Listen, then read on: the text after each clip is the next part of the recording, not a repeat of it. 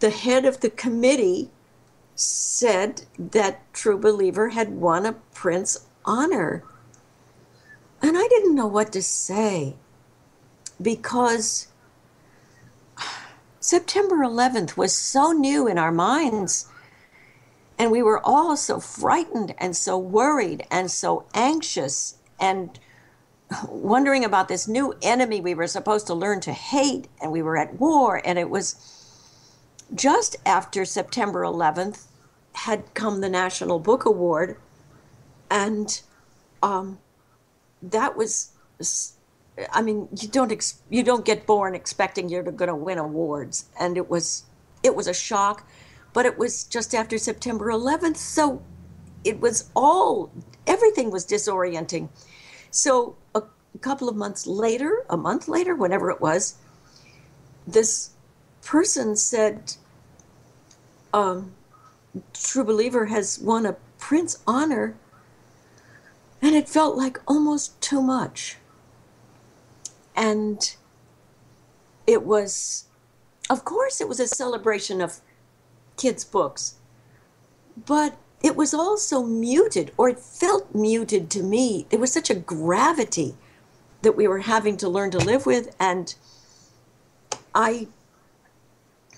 we always know, and I didn't know this till I was way old when I learned this for sure, that a different committee will choose a different book. We always know that, but I didn't know it until I was way old. And so here came the Printz honor, and I remember thinking, I'm not grateful enough. Somebody whose life depends on this, somebody whose ego is so needy, so bleeding, so raw, so pleading on street corners, needs this honor, and I felt I wasn't grateful enough. I was glad to go to the ceremony. I mean, I was of course delighted. And I don't think I've ever told anybody. I suppose it did. But I haven't ever isolated, the ensuing opportunities. This came to me because of the Printz, and that did not. I don't know. I did have a lot of, what seemed like a lot of really lovely invitations to go places and, wear a pretty dress and say some words at a luncheon or two or more. But it always felt so false because the people I had written about in Make Lemonade and True Believer had none of those privileges. Had none of them, weren't even in their vocabulary. So I always felt, I was happy to do it. I kind of liked writing speeches because the essay form is not one in which I had ever excelled. And I liked beginning to learn the art of the essay. I'm still a beginner and I still like it. I like that. I like the learning of it. And I like the travel, seeing new places, but I always felt kind of false. In an in-flight magazine on an airplane once, I read about the imposter syndrome. And I thought, oh, I see, that's what that's called. Yeah. Among the rules, they really wanted to distinguish it from the Newbery. And among the rules they set up were that the author doesn't have to live in the United States, and they can consider fiction, nonfiction, anthologies, plays, and graphic novels. And the book had to be called a YA book. So that really distinguishes the Printz. And of course the age range, 12 to 18. So I said, well, Mark, how do you feel about the way the Printz is evolving?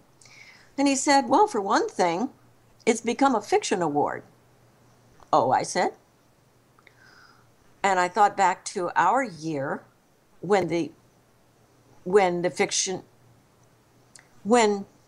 the Printz went to An Na for her novel, A Step from Heaven, and the honor books were Peter Dickinson's The Rope Maker and Chris Lynch's Free Will and Jan Greenberg's beautiful book about, responses to, poetic responses to 20th century art called Heart to Heart, my favorite in the bunch.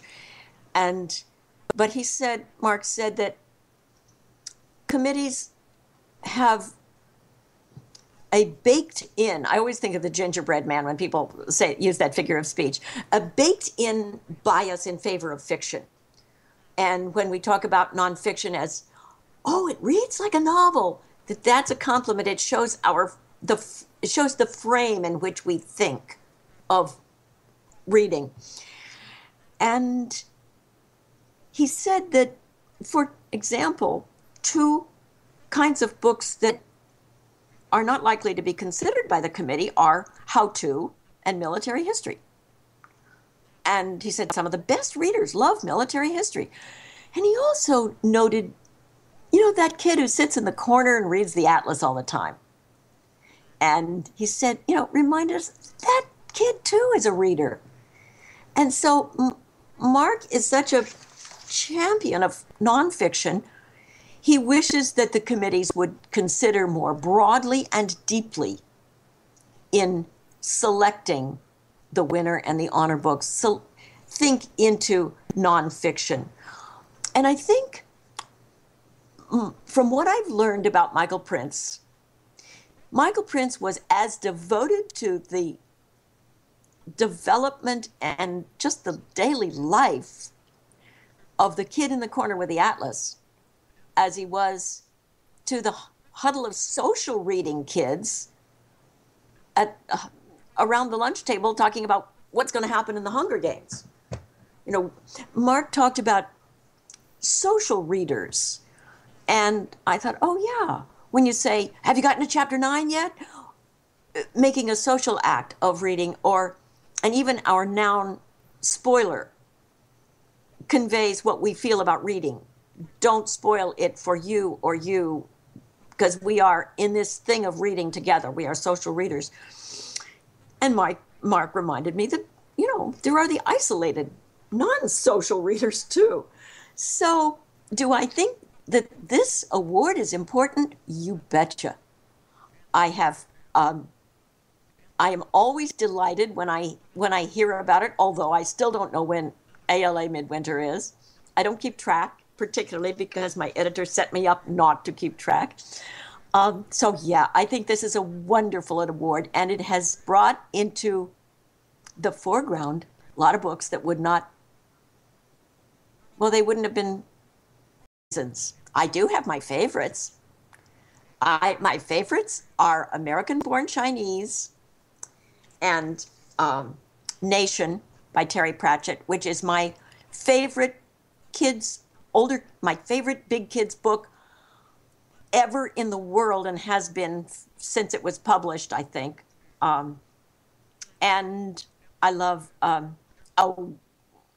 Octavian Nothing, of course, I love. And what's the other one I wrote down? Postcards from No Man's Land by Aidan Chambers. It's a wonderful, wonderfully rich book, and it can get confusing because it wanders from time to time, place to place. I love it. It is so rich. That man would be such a catch, except I've never met him.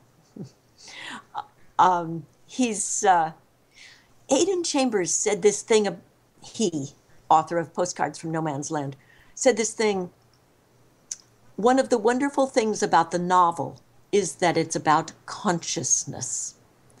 And I think about that, and maybe that's one of the things that enables or persuades a committee to lean toward novels in considering the Printz Award. The novel is so overtly about consciousness. But then so is, a friend of mine has a book that is now being discussed very, very much, The Romanovs. That's got to be about consciousness. I haven't read it yet. it's got to be about consciousness too. And I mean, lots and lots of nonfiction books are certainly about consciousness. Betsy Partridge's wonderful book about Keep Walking and Don't You Get Weary, the children who marched, the Civil Rights March, you know, the March on Selma, for instance. Her books are always about consciousness. The best nonfiction books, I think, are about consciousness. But Aidan Chambers said it about the novel. Yes, I have my favorites. I have other favorites too. I read the one about the Darwins, which got a Printz honor, and Hard Love by Ellen Whitlinger. I have quite a few favorites. I don't. Oh, and John Green. John Green has. Now that's something that the Printz may have accomplished. The Printz has helped a climate evolve in which John Green can go out there and do his work of saving kids. I personally know one teenager whose years have been saved by John Green. And so wonderful. I think that the crush on a book is as much a rite of passage as, oh my gosh, your first soccer goal, if you have one in your life, or getting your period, or that boy who kisses you for the first time. It may not be your first kiss, the one who shows you what a kiss really feels like. And the crush on a book. I had my crush on a book. It was not shared by anybody I knew. And that made it, in retrospect, it made it better. Because that book became my armored car. And I could go through this. I could go through what I considered my world at the time with that book as my protection. Thank God for that book.